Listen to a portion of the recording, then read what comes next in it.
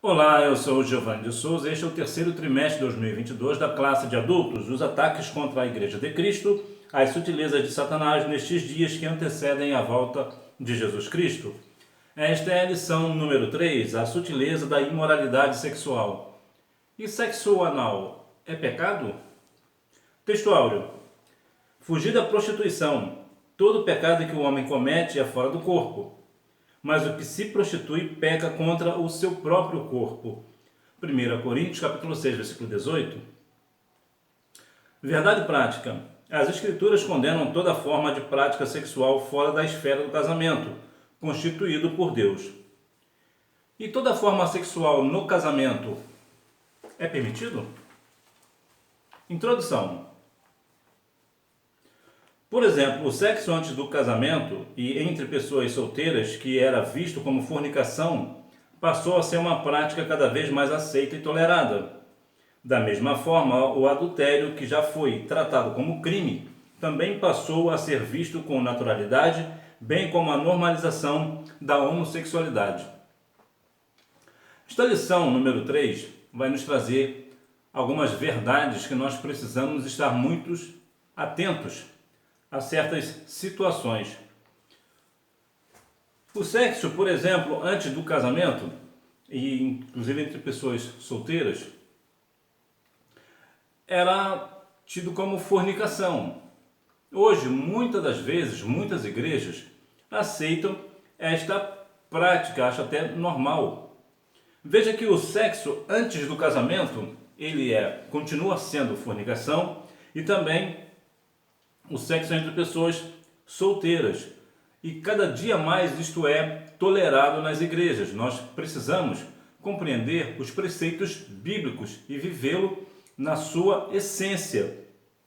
Veja que até a normalização da homossexualidade nos dias atuais. Vejamos que muitas das vezes as pessoas que estão salvas em Cristo já estão associando a homossexualidade como algo normal ou natural, e não é isso que nós vamos ver nesta lição. Esta é uma lição muito importante. Você que é casado, você precisa estar num posicionamento muito firme com essas questões, e se porventura você está se preparando para se casar, você também, da mesma forma, você também precisa estar muito centrado neste tema desta lição. Se porventura também você vai casar um filho ou uma filha da mesma sorte, você também precisa estar atento a esta questão, porque nos vai trazer a imoralidade sexual. E essa imoralidade sexual é pecado.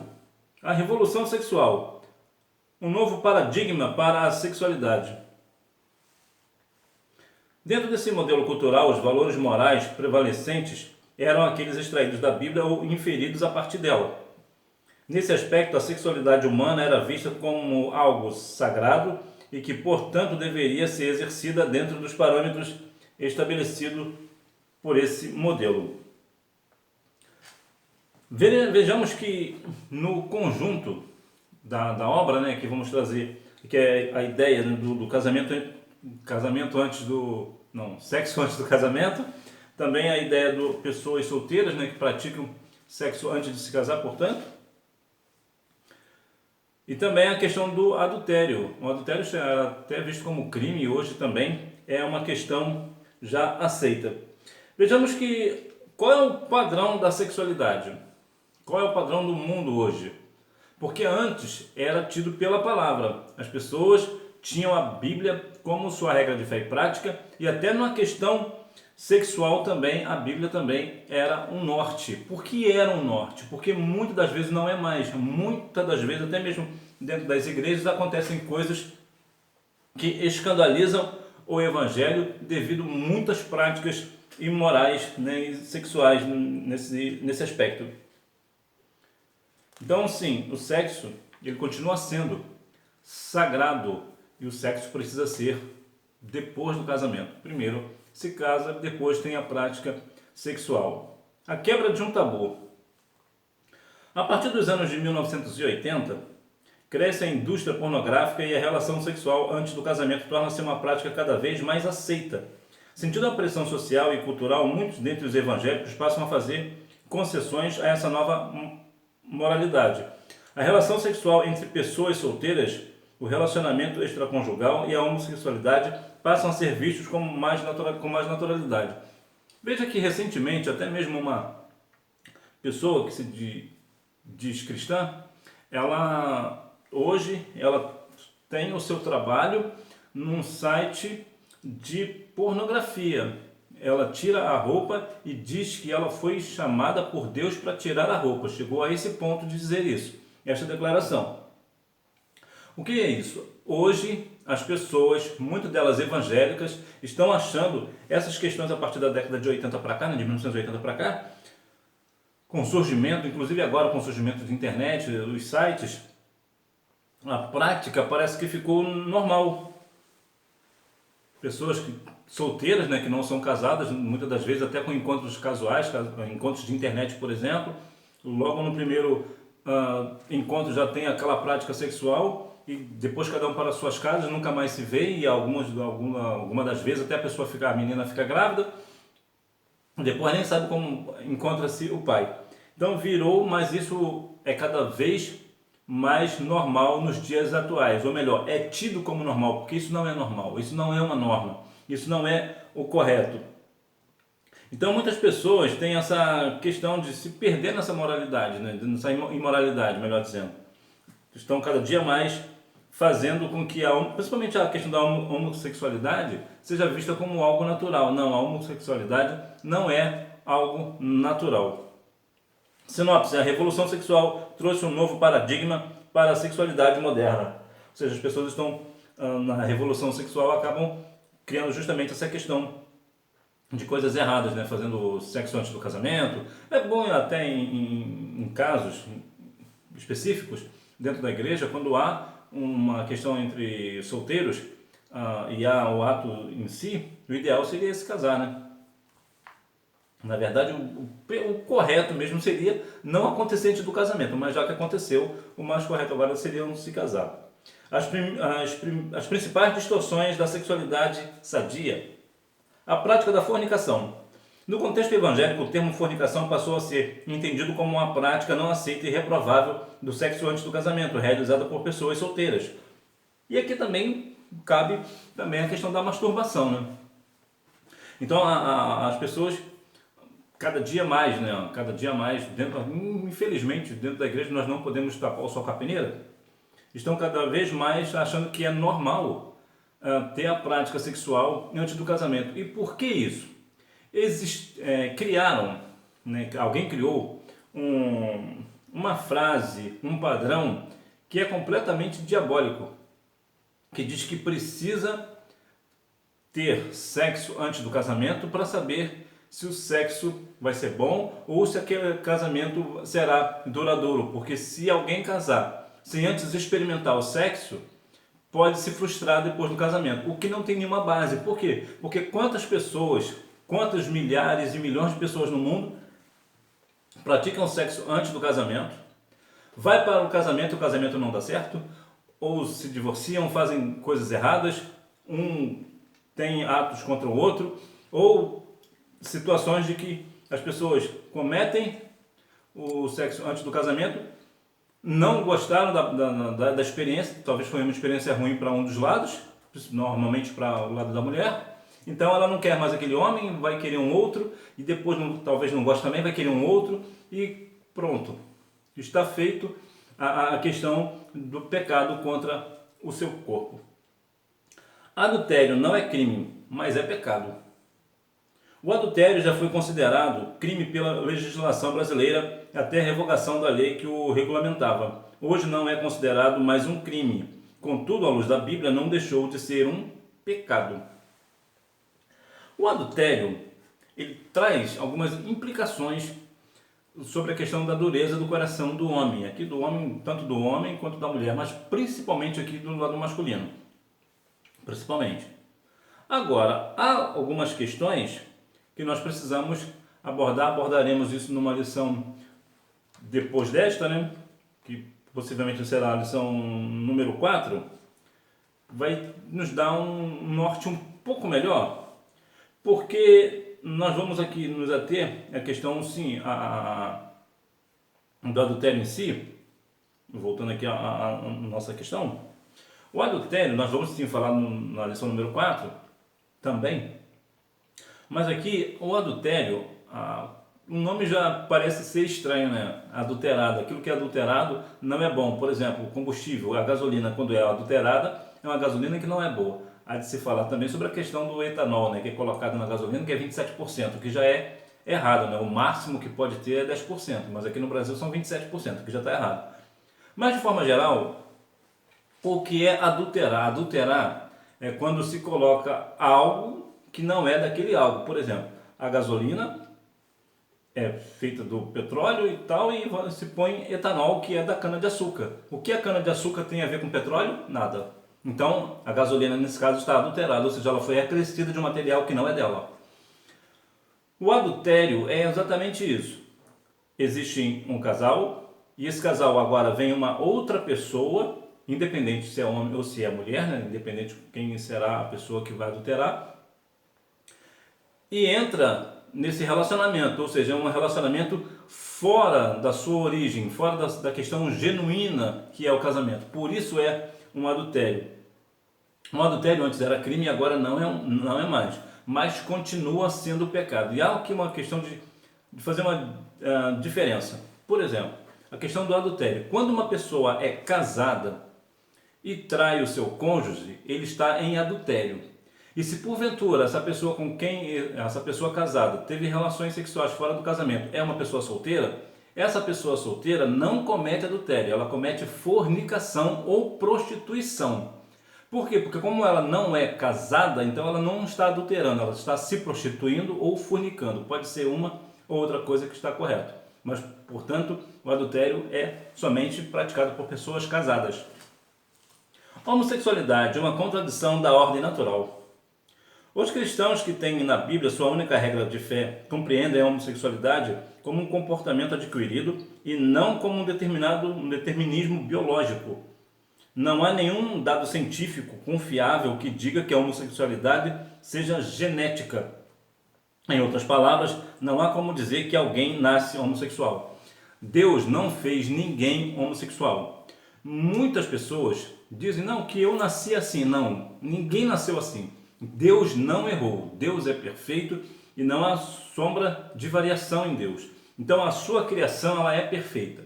Mas a questão da homossexualidade ela vem no quesito de comportamento e não biológico.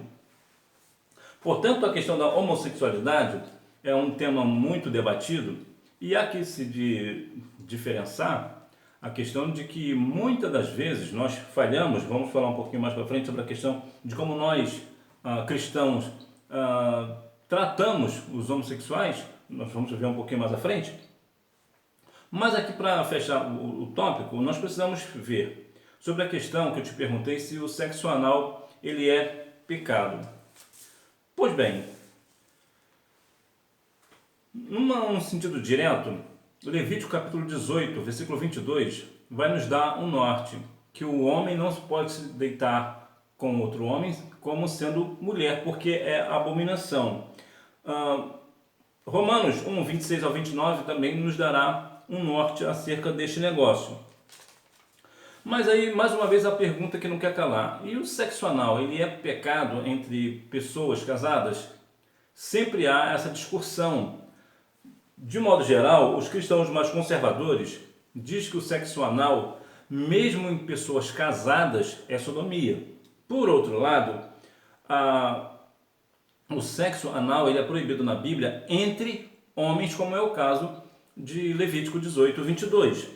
No entanto, a Bíblia ela não traz nada a respeito de casais. A Bíblia não relata, não há. Pelo menos eu não encontrei, se porventura você encontrou algum versículo-chave que nos dá um norte, por favor, deixa aqui no comentário que eu quero aprender com você. Mas, de modo geral, o sexo anal entre um casal, a Bíblia, ela não proíbe. Por outro lado, ela também não aconselha. Isto é, você provavelmente vai ler a Bíblia de Gênesis a Apocalipse, porventura eu não encontrei. Se você, mais uma vez, você se encontrar, deixa aqui no comentário.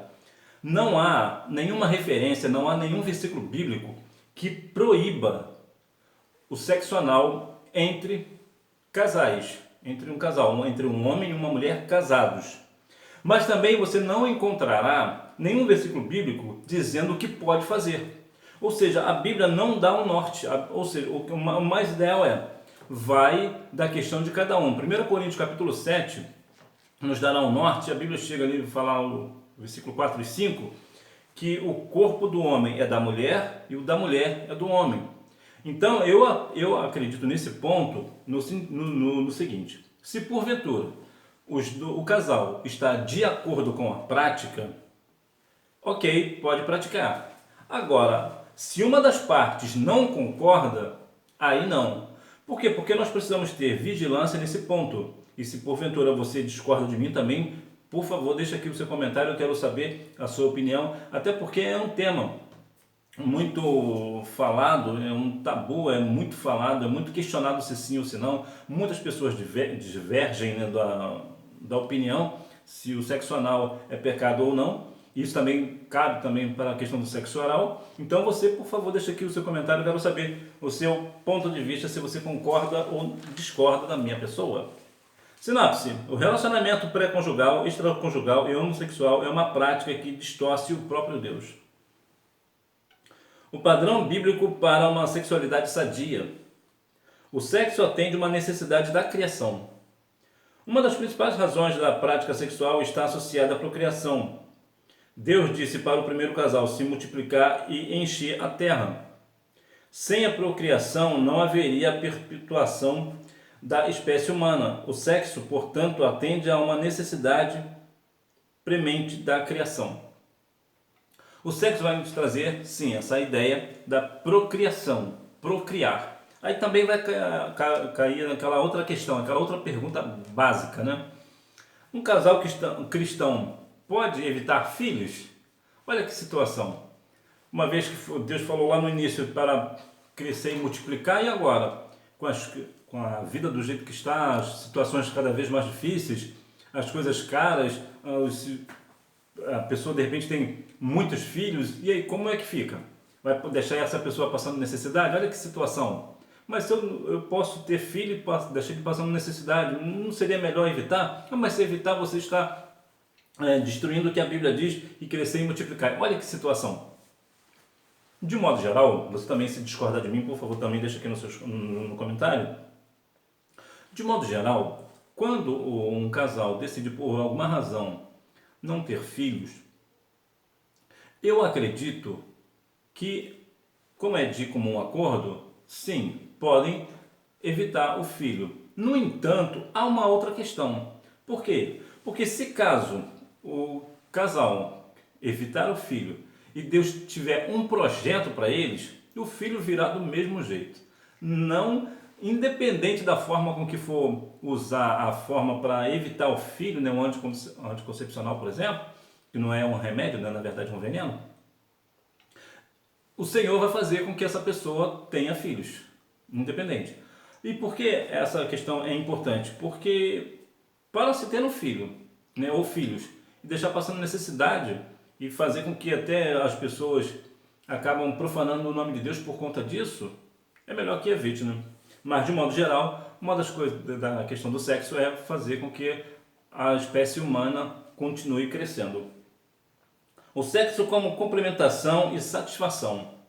Além da procriação, o sexo deve atender à necessidade de complementação e satisfação. A Bíblia não condena a prática sexual quando ela é experienciada dentro dos limites que o Criador estipulou. O casamento. Há uma questão aqui muito interessante que, de modo geral, quando as pessoas estão solteiras, estão namorando, eles querem a prática sexual. Depois que casam, esse desejo parece que acaba, parece que não querem mais. Da mesma forma que é pecado fazer sexo antes do casamento, também o é não fazer depois do casamento. Pois bem, uma certa vez, eu estava na escola dominical, eu era aluno novo, eu escutei um irmão falar uma coisa que eu fiquei completamente numa situação, porque o irmão disse que o sexo não, principalmente para a mulher, o sexo foi feito para procriação e não para a mulher ter prazer, o que não é verdade. O sexo, ele é sim para a procriação, mas também para o prazer do casal, tanto para o homem quanto para a mulher. Um precisa satisfazer o outro, ter uma satisfação. O sexo, ele traz alegria, faz até bem para a saúde. Então sim, o casamento, o sexo sim, ele precisa ser prazeroso para ambas as partes. Até porque não seria estranho, né? Somente procriar. Não, nós precisamos ter o prazer da carne, né? Porque se não tivesse um prazer na carne, aqui cabe isso aqui, por que as pessoas têm tanta tendência de praticar ato sexual fora do casamento ou antes do casamento? Porque é prazeroso, porque tem prazer. E muitas das vezes, os mais velhos costumam dizer para os jovens que o sexo não é bom, para evitar com que eles queiram experimentar. Nós devemos falar a verdade para os nossos jovens, para os nossos adolescentes. Sim, o sexo ele é bom, ele é prazeroso dentro do casamento. Tem um texto no livro de Cantares, capítulo 7, versículos 6 e 7, de 6 a 8, vai te dar um parecer sobre o prazer do sexo dentro do casamento. E principalmente aqui seria interessante você ler todo o livro do Cântico dos Cânticos, né, o Cantares de Salomão, porque ele vai nos dar um norte interessante de como é o sexo dentro do casamento, como precisa ser o sexo dentro do casamento. E nós veremos que sim, o sexo dentro do casamento ele precisa ser prazeroso. O pastoreio cristão e a prática homossexual. Mesmo reprovando o comportamento homossexual por ser incompatível com os valores cristãos, a igreja não deve de forma alguma deixar de enxergar a pessoa do homossexual como alguém que foi feito à imagem e semelhança de Deus e que, portanto, também por ele é amado. A questão da homossexualidade nós sabemos que é pecado, mas independente disto, nós precisamos compreender que sim, essa pessoa que tem essa prática, ela também é amada de Deus. Deus também a ama. Jesus morreu na cruz por ela também. E quando essa pessoa chega no templo, nós precisamos recebê-la com todo amor, com todo carinho, com todo respeito. Até porque tem também um outro parecer que a homossexualidade, mais uma vez, é pecado, é contra os princípios bíblicos, mas a pessoa tem o direito de fazer a prática. Apesar de não ser bíblico, apesar de ser uma abominação aos olhos de Deus, mas há o livre-arbítrio da pessoa. Então a pessoa tem o direito de fazer isso. Agora também cabe aquela questão do respeito. Da mesma forma que nós queremos ser respeitados por eles, nós também devemos respeitá-los. E sim, eles precisam também respeitar a cada um de nós. Haja vista que muitas das vezes, algumas pessoas que têm a prática homossexual entram nas igrejas e querem fazer baderna dentro da igreja. Isso também é uma falta de respeito com as pessoas e principalmente com Deus. Se eles querem tanto o respeito, e eu concordo que eles têm que ser respeitados, eles também precisam nos respeitar. Então, o respeito é sempre uma via de mão dupla, né? Então, assim, nós devemos, né, principalmente você que é pastor, você precisa trazer essa pessoa que tem a prática homossexual com todo carinho, com todo respeito, fazer o convite para aceitar a Cristo como Salvador, fazer com que a pessoa tenha aí a sua, como eu vou dizer, o seu respeito, né, a sua dignidade. Há aqui uma questão que eu vou falar sobre, eu vejo alguns comentários sobre o cantor J.A., devido ele ter entrado pela questão da homossexualidade. Existe uma questão que pouca gente fala, e eu acho muito interessante que nós vamos falar, que foi uma pessoa honesta. O J.A., ele foi honesto no seu posicionamento. Ele teve a prática, então ele se desvinculou da igreja. Ele deixou a Cristo, deixou a igreja. Ele não ficou naquela prática, né, de que está na homossexualidade, está dentro da igreja. Ele se separou. Ele foi pelo menos honesto. Então veja que muitas das vezes nós devemos continuar orando pelo JA e por outras pessoas, né? Por todas as pessoas que têm a prática sexual, para que assim o Senhor toque no coração e ele venha de volta para a casa do Senhor. Mas, mais uma vez, nós precisamos tratá-los com todo amor e respeito que eles merecem. Sinopse: segundo o padrão bíblico, o sexo atende à necessidade da procriação e da satisfação do casal. Conclusão: nesta lição aprendemos sobre 3 dos principais desvios do modelo de sexualidade bíblica: a fornicação, o adultério e a homossexualidade. Essas 3 práticas pecaminosas têm ganhado cada vez mais espaço na sociedade nas últimas décadas. Muitos crentes têm negligenciado o ensino bíblico e também se rendido a essas sutilezas pecaminosas. Qualquer prática sexual fora do modelo bíblico traz consequências morais e espirituais. Deus quer que vivamos o sexo no padrão por ele estabelecido, o que de fato vai nos fazer realizados e planificados. Uma outra questão também sobre a questão do sexo entre casais, por exemplo, sobre a questão de fantasias, né? Fetiche que fala, né? Algumas pessoas também têm esse questionamento. É pecado ter uma fantasia com o esposo, com a esposa e tal? Bom, de modo geral, fantasia ela não é pecado, desde que não inclua aí uma terceira pessoa. Somente o casal e, claro, tudo com moderação, dentro do respeito, quando os dois estão de acordo. Principalmente o homem não pode obrigar a sua esposa a fazer aquilo que ela não quer fazer. Revisando o conteúdo.